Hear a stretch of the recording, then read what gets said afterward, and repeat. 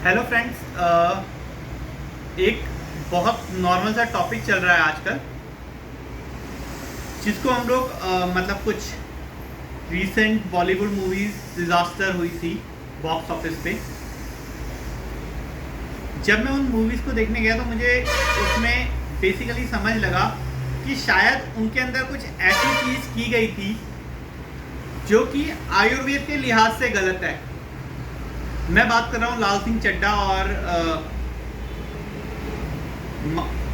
महाराजा Prithviraj Chauhan movie जो थी, सम्राट पृथ्वीराज चौहान।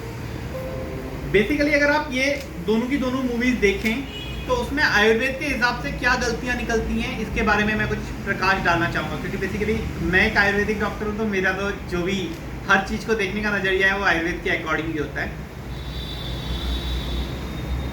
अभी जब मैं पृथ्वीराज चौहान की पिक्स मैंने लैपटॉप पे डाली, तो अगर आप लैपटॉप पे थोड़ा सा फोकस करेंगे तो आपको नज़र आएगा ये पृथ्वीराज चौहान की ये अलग अलग पिक्चर्स, ये आपको यहाँ पर दिख रही होगी बड़ी पिक्चर। उसके बाद में दूसरी,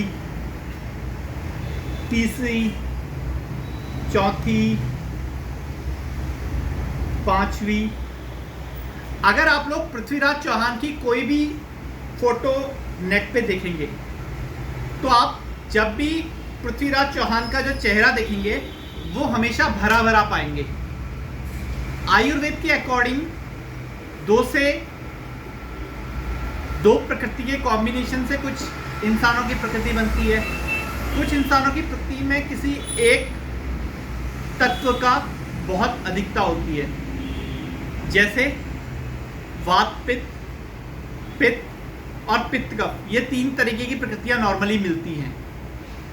जब हम अक्षय कुमार को देखते हैं, उनके हाव भाव को देखते हैं, उनके रूप रंग को, उनके रंग ढंग को देखते हैं, तो हमें उनके अंदर एक बहुत ज़्यादा पैत्विक प्रकृति मिलती है। पैत्विक प्रकृति मतलब उसका फायर एलिमेंट हाई होगा।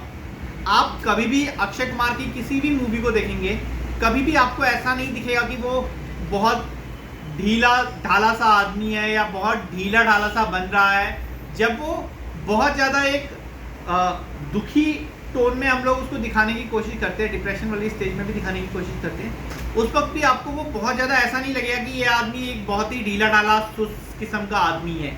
या इसके अंदर पित्त कफ वाले कुछ और कैरेक्टर्स होते हैं, जैसे कुछ दया वाला होता है या सोच समझ के बोलने वाला होता है, वो टाइप की सिचुएशन होती है। जबकि आप जब भी पृथ्वीराज चौहान जी की कोई भी फोटो देखेंगे, इसी तरीके से महाराणा प्रताप सर की कोई भी फोटो देखेंगे, आपको ये पता लगेगा कि ये सारे के सारे लोग पित्त कफ प्रकृति के थे। मैं एक और मूवी का एग्जांपल देना चाहूंगा। PS1 करके एक मूवी बनाई है साउथ में। अब उस मूवी के अंदर राजा का रोल वो लोग किसी को भी दे सकते थे, बट उन्होंने एक सुपरस्टार कैथी नाम का उनके हैं, उनको दे रखा है। क्यों दे रखा है? क्योंकि उनके जब हम लोग उनके हाव भाव देखते हैं, जब हम लोग उनकी एक्टिविटीज देखते हैं, तो हमें समझ में लगता है इनके अंदर पित्त कफ वाला अंश जो है वो है। इसी तरीके से अगर आप बॉलीवुड स्टार्स की बात करें तो पित्त कफ वाला अंश नजर आता है आपको सनी देओल के अंदर।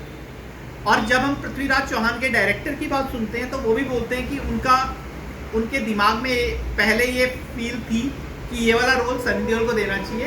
बाद में उन्होंने स्टार वैल्यू की वजह से बोला जो रोल था वो अक्षय कुमार को दे दिया। अब स्टार वैल्यू के ऊपर मैं बहुत ज़्यादा कमेंट नहीं करूँगा, म्यूज़िक वगैरह ये सब कोई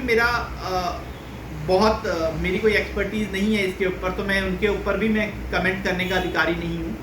बट आयुर्वेद के हिसाब से मैं ये बोल सकता हूँ कि क्योंकि अक्षय कुमार सर एक पित्त प्रकृति के आदमी हैं, तो उनको पित्त का प्रकृति वाले शासक का रोल देना बहुत गलत है। उसके बदले में हाँ, उनको वो वाला रोल दे दिया होता बाजीराव मस्तानी में, जो बाजीराव थे उनका रोल दिया होता, तो वो मुझे किसी लेवल पे समझ में आता है, क्योंकि वो भी थोड़े चुस्त दुरुस्त थे और ये भी बहुत ज़्यादा चुस्त दुरुस्त किस्म के हैं।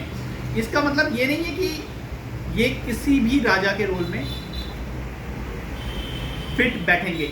मैं आपको सनी देओल के एक मूवी का एग्जांपल देता हूँ। एक मूवी थी जट करके मूवी थी, no if no but only Jatt, इस मूवी का डायलॉग था। उस मूवी में वो किसी आदमी के पास में जाते हैं, बोलते हैं कि मुझे मालूम है कि तू सरदार नहीं है। तो बोला कैसे पता लगा? उसके बाद में वो खुद ही उसको बताने लगते हैं कि मैंने तुझे जो बोले सौ निहाल बोला और तूने सत श्री अकाल नहीं बोला। अब आप समझिए इतना इमोशनल आदमी क्यों हो सकता है, क्योंकि उसका पिकअप कैरेक्टर है। जब भी आप सनी देओल का किसी भी मूवी में कैरेक्टराइजेशन देखेंगे तो आपको उसके अंदर थोड़े बहुत पिकअप के अंश नजर आएंगे। इतना इमोशनल आदमी पिकअप वाला ही होता है। अगर हम पृथ्वीराज चौहान सर की भी पृथ्वीराज चौहान सम्राट की भी कोई कहानियां देखेंगे तो उसमें जिस तरीके से वो एक लड़की के प्यार के लिए उसके सामने पुतला बन के खड़े हो गए थे, उसके स्वयंवर में उसको हरण कर लाए थे, ये सारी की सारी क्रिएटिविटी जो है ये पिकअप प्रकृति के आदमी के अंदर होनी बहुत मतलब एक नॉर्मल सिचुएशन है। बट यही एक पित्त प्रकृति के आदमी के अंदर होनी, पित्त प्रकृति का आदमी जो होता है वो कई बार अक्सर वो अपने काम से काम रखता है। उसको जब तक किसी चीज में उसकी ईगो वगैरह हर्ट ना हो तो वो उस वाली चीज को जबरदस्ती के लिए अपने सर पे नहीं चढ़ाता। वो फालतू में किसी से पंगे नहीं लेगा। वो पंगे लेते हुए हमेशा देखेगा कि उसको क्या चीज में फायदा हो रहा है, क्या चीज में नुकसान हो रहा है। बहुत जल्दी डिसीजन लेगा, लेकिन उसके डिसीजन बहुत गहरे टाइप के नहीं होंगे जो बहुत लॉन्ग डिसीजन में लॉन्ग टाइम में वर्क कर रहे हैं। जिस तरीके से पृथ्वीराज चौहान जी के बारे में कहा जाता है कि वो महिलाओं की बहुत ज़्यादा इज्जत करते थे, वो सारी की सारी चीज़ें उनको पिकअप प्रकृति का दिखाती है। ऐसे तो बॉलीवुड को कुछ समझाना मेरे लिए पॉसिबल नहीं है, ना वो कोई मेरी बात सुनने वाला है, ना उसका कोई मतलब बनता है, लेकिन फिर भी मैं आपको ये वाली चीज़ बताना चाह रहा हूँ बॉलीवुड वालों को कि हम लोग को अपना पुराना आयुर्वेद, ये बात मेरी कही हुई नहीं है, ये आज से 3000 साल पहले चरक संहिता, शिशु संहिता जो लिखी गई है उनके अंदर ये सारी की सारी बातें लिखी हुई हैं। उनसे जो पढ़ के मेरे को समझ में आया उस वाली चीज़ को मैं आपको बता रहा हूँ।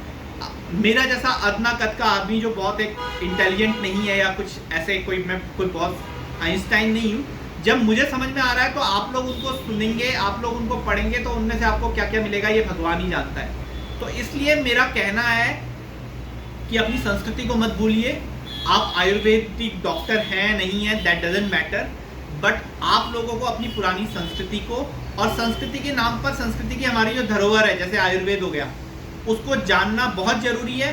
कम से कम इस तरीके के ब्लंडर से आप बच पाएंगे।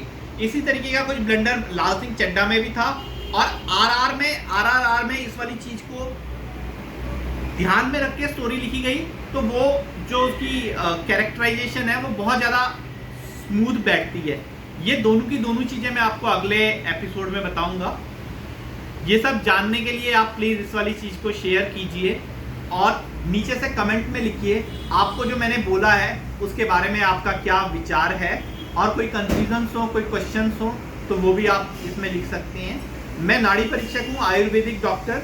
मैं नाड़ी के द्वारा आप लोग की बीमारियों का इलाज करता हूँ, परंतु यहाँ पर मेरे को लगा कि ऐसा कुछ आयुर्वेद के अंदर है जो हमारी फिल्म इंडस्ट्री के लिए थोड़ा सा हेल्पिंग हो सकता है, तो इसलिए मैंने बताया। मेरे को इतनी देर अपना समय देने के लिए धन्यवाद।